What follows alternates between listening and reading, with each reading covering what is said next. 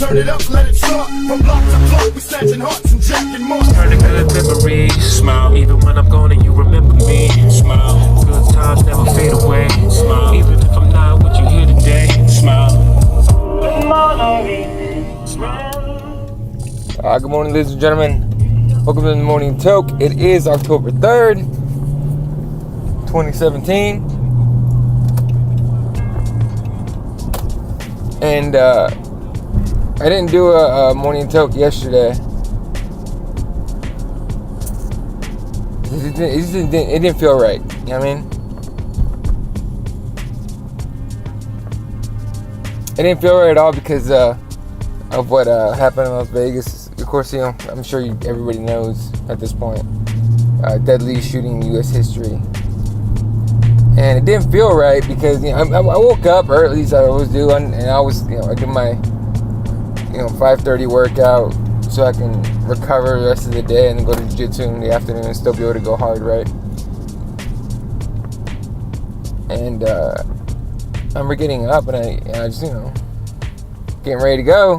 Just look at my phone to see the news of the day and all that, or the morning. Because, the East Coast is obviously 3 hours ahead, and New York being the media monster that it is, it's always first with everything, right? Didn't realize that maybe 15 minutes after I've gone to bed, there had been a shooting in Las Vegas. And not just any shooting, had been the worst shooting in U.S. history. Over 58 people dead, over 400 injured, trampled, shot, whatever, a ridiculous amount of, it's a whole array of injuries, right? So, it was just really weird. Like, it's a weird feeling, man, because here's the first thing I did, of course, is I have friends that live in Las Vegas, and I got a pretty good amount of them. I hit them all up, and thankfully they're all safe, they're all okay. One of them was so close enough, he wasn't at the concert, but he was walking around the area, and it says he heard the pops from the gunshots, but he could have sworn it was just fireworks in the concert. Until he heard all the screaming and saw the sirens, 20 minutes later. And I don't know, it hits you right in the, it's like a punch in the gut, right? Or a kick to the chest. It kind of takes the air out of you when you hear about stuff like this happening. No matter what it is, last time I mean, fucking, it sucks to be able to say, last time this happened, you know what I mean? Or last time there's a huge loss of life. And it sucks to be able to say that, but it's happened so many times now. And a lot of people calling for action, political action, and regulation, and all sorts of stuff, whether you agree with it or not. There's something wrong. There's something wrong with humanity today. And, I think Trump went on and I watched his little, speech and stuff. He was like, an act of pure evil. Well, damn right. And then, and just thinking about the whole event yesterday, I just did not feel like doing, the show yesterday was not only appropriate, but I was just, by yesterday night, I was so emotionally gassed out because that stuff, wear on you. All day watching coverage, and you're trying to avoid it at some points, and people come to you, how'd you hear about this? Like, oh yeah, I heard about it. Everybody wants to talk about it, but it's not like they want to talk about it because it's gossip or because they're, they want everyone to know, or they don't want to drop it. Talking about it is a form of therapy, and you can tell how many people were pretty rattled by it because everybody was talking about it. And it wasn't because they're like, oh shit, you see this and that, whatever, and it wasn't because they were pointing fingers. They legitimately were like, can you believe this happened? And you could hear in the way they spoke and their demeanor that it was fear, and it was sorrow, and it was legitimate sadness that they were expressing by talking about it. So I talked about it a lot too, and a lot of my friends talked about it because everyone needed to get it off their chest. So, I just didn't feel like it was right to do a show yesterday as far as the Morning Toke goes. later on in the day, I did the Heel Hook show with Ash, and I welcomed it because it was a good break from you know, it was a good hour and a half long break from what reality was yesterday and is today. That, you know, somebody for whatever reason took the lives of over 58 people, and the first feeling you get is anger, because who the fuck did this shit? And of course, you know, ISIS is clown ass fucking calling up and saying, you know, or releasing statements or whatever it is. They're like, oh yeah, that was one of our guys. He had just converted to Islam. No, he didn't. Settle the fuck down, okay? But the saddest part to me was people making it political immediately going for their agenda. You know what I mean? Immediately going for their agenda. Everybody, both sides, mind you, both, you know, the pro-gun and you know, pro-gun laws and anti-gun law, whatever it is. You know, I think Hillary came out right away and she's like, you know, thoughts and prayers out to the victims, but this is the NRA's fault. Like, what? Like, lady, what the hell, man? Like, even Trump didn't come out and say a bunch of crazy stuff. He's normally, that's his MO. Number one. He ranks number one in saying stupid shit without thinking. Hillary Clinton's old senile ass coming out tweeting and saying stupid shit like that. Like, dude, can we let the bodies aren't even cold yet? What the hell? Like, that pissed me off right there. Like, that pissed me the hell off. Like, stupid. What are you doing? Stop pointing. Why are we pointing fingers already? Stop pointing fingers and do something. Come help. Or go help. Do something that helps. Do something that assists people. Do something that's going to help the situation. Well, what is this crap? It's the NRA's fault. Like, dog, come on, man. Come on. So even Trump, you know, sure, Trump read a prepared statement, which, by the way, you should keep doing. Okay, but he didn't say anything crazy. He did his job. You know, what do they call him? Consoler in chief. He did his job. He said what he needed, what people needed to hear, or what he needed to say. And, you know, a lot of people called it empty. It was immediate criticism on it. Whatever you want. Say whatever you want. Here's the weird thing is, my mindset's not jumping straight to the political or to the agenda bullshit, right? So yesterday I spoke nothing of it.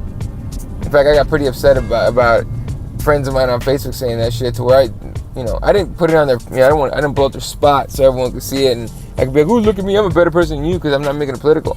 I reached out to them in private, and I said, hey, you know, come on, man, what are you doing? You know, and credit to them, they were cool, and they heard me out and everything, and you know, they still disagreed with me, but they understood what I was saying. You know, but like, come the fuck on, dude. And then other people are just like, oh, the gun laws are fine, the gun laws are bad, and other, you know, everyone's like, gun laws, we need more gun laws, and why do you need a machine gun or assault rifle? And I don't have an opinion either way, honestly. People are asking, you think there should be more gun laws? And I literally think, well, here's the thing, because I'm very, what was it, there's who was it, it was Chris Rock. I think he did it on a special. He said, you know, everyone wants to be a liberal, wants to be a Democrat, or a liberal or conservative. It's like, why don't you just be a fucking person? Be a person that thinks about the individual issue and makes up their mind, right? Don't be just joining a team. And whatever the team says you do, right? It's just ridiculous. That's gang mentality. It's stupid. You know, so there's stuff I'm conservative about, stuff I'm liberal about, right? I like guns. Those are, you know, I use them for protection. You know, I carry for protection because, you know, I'm around my loved ones constantly. I'm around my friends constantly. And if I have the ability to protect them and myself and my home and my property, I'm going to take that opportunity to defend myself. Now, does that mean I'm carrying an assault rifle? No. You know, but I'm also not going to stop somebody that wants to own an assault rifle from owning it. That being said, you know, people that commit crimes like these find a way to get those guns. You know what I mean? And everyone points to the UK and all that stuff. Fine, I get it. you know. But we're in a country where there's more guns than there are people. Okay, that banning them is gonna take. It would take so long. You would have to confiscate weapons. Like, you could ban them now, right? Okay, no one can buy anymore, right? You could ban them now, and then, you know, but still not be able to you know, stop the violence, pull the guns out. So why would you, you know, or pull those out of circulation? People just hide them or whatever you want, you know, whatever way they would do it to keep the guns. But I don't agree with limiting somebody's ability to protect themselves and their family and their friends. That's just a hard one to go with. And you know, people are like, oh, it's a cop-out, you want to be right in the middle. I am. I'm literally right in the middle. I'm pretty fucking middle-leaning. You know, middle-leaning. You can't lean to the middle, but I'm pretty middle on a lot of on most issues. You know, for example, you know, let's say just to throw another, you know, big fucking issue out there, you know, abortion. I'm not pro and I'm not against abortion. What I'm against is a bunch of dudes voting on a woman's issue. That's what I'm against. Like, that's ridiculous. You know, why are there a bunch of old white-haired dudes, you know, or gray-haired dudes or whatever, voting on whether, you know, a woman can terminate her pregnancy or not? You know, stuff like that, right? Now, the gun issue is different, but there's still two sides. The side that believes that, you know, oh, nobody should have guns, and the side that believes I should be able to protect myself. Especially, you know, because the whole idea of guns was to be able to protect yourself from the government if you need to, right? I believe that's what the story was. So I don't know. It's a hard issue to even talk about right now because, you know, it's still fresh in in everyone's mind about what happened yesterday. But it's the overwhelming response of support from a lot of people. It's been great to see. You know, the UFC is headquartered in Las Vegas. That's, you know, Dana White's town. That's where he was on. I think he was on TMZ or whatever, some show, and he was like, you know, this is where I raise my kids. This is where where I live. This is where my business is. You know, and he donated. The UFC is donating $1 million to the victims, which is great to hear, right? However, they're gonna split that up, or, you know, one lump sum, whatever. But that's gonna happen, so it's great to see. A lot of people donating blood. A lot of people donating, you know, funds to those to the victims to help them out and whatever they need. It's good to see people come together, but it sucks that it takes something like this for that to be done. You know, we're in such a divisive environment right now. You know what I mean? Yeah, and the weird thing about divisive, because look, if we're honest about where the divisiveness is coming from, it's from the government, and not just, you know, Donald Trump, because that dude's on his own divisive as hell. But and whether you're pro-Trump or anti-Trump, you can't deny that. To deny that Donald Trump is divisive is ridiculous. What annoys me is people immediately go, well, Barack was divisive, and I'm like, well, Barack's not a president right now, is he? Come on, come to 2017. Come join us, my friend. Join us in 2017.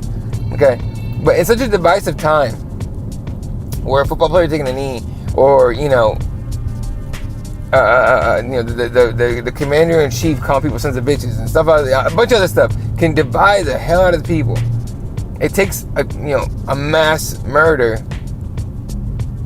to bring us together, and I really think that something's wrong with that. Why does it take seeing someone die for humanity to show? You know, why are we allowing ridiculous, you know, issues and people to divide us? It just doesn't make sense. And you know, to me, one of the reasons why it's difficult to even solve that issue, and why we'll probably never, you know, stop being divided, you know, unless stuff like this happens, is because it's not like we have a big town hall where all, you know, 500 million people, whatever, you know, how many ever are in this country, can get together and be like, hey, we should talk about this.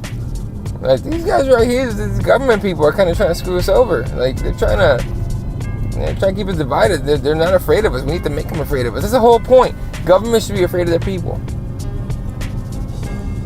You know, but just going back to the Vegas thing, because I've already I've strayed far now from what the original thing I was talking about. There's no motive yet. I haven't heard of a motive yet. I can't think of what motive someone like that guy, if everything that's come out about him is true, what kind of motive he may or may not have. You know, a lot of quote-unquote facts. And I say quote-unquote facts because I like to see evidence of facts, not just, the police say this, that's hearsay. The police say that, man, okay. Like, let's see some evidence, dude. I want to see some evidence.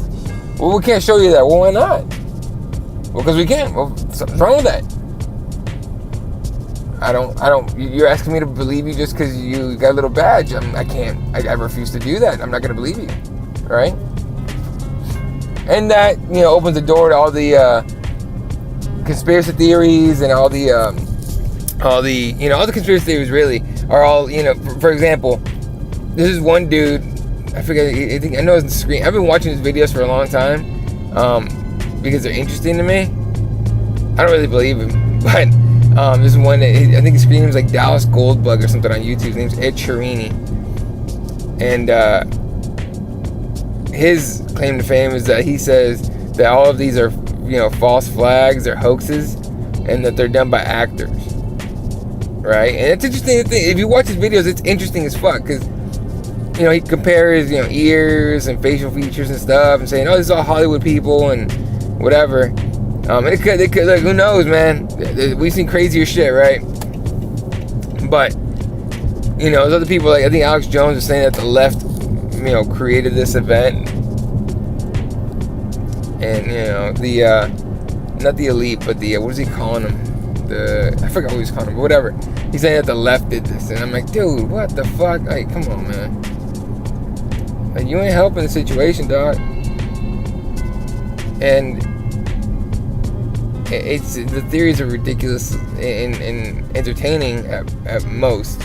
Offensive too to some people, especially. Look, go ahead and go tell somebody that lost their family member there, or got shot or hurt, that yeah, this is a hoax, you're an actor, and see how that works out for you. But it's freaking ridiculous. Anyway, I think starting today I'm gonna be doing I want to say 2 episodes a week, where it's an iTunes only show. I don't know what to call it yet. I'm gonna try and do my first today. It's just gonna be me talking about whatever I want, really, but it's iTunes only, so make sure you go to Crossbones MMA Radio. So that's Crossbones MMA, all one word, and then radio, and you hit search on that on the podcast on iTunes, and you can get that straight to your iTunes. And that'll be an iTunes only, audio only podcast, so that'll be pretty cool. Hopefully it works well. Twice a week, I believe, is gonna start. I'm gonna start it today, and then I'll just do 2 episodes a week. So yeah, the Heel Hook show went live yesterday. Myself and Ash. Make sure you just search go to the Heel Hook. I think it's at the Heel Hook on Twitter, and you could follow that, and then go to YouTube and subscribe. Make sure you come hang out with us tomorrow night for the Keyboard Warriors episode 70 episodes of this shit.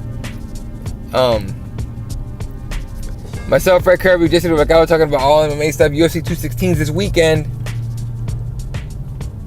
You know, who's gonna win the interim title and earn the red painting night against Conor McGregor?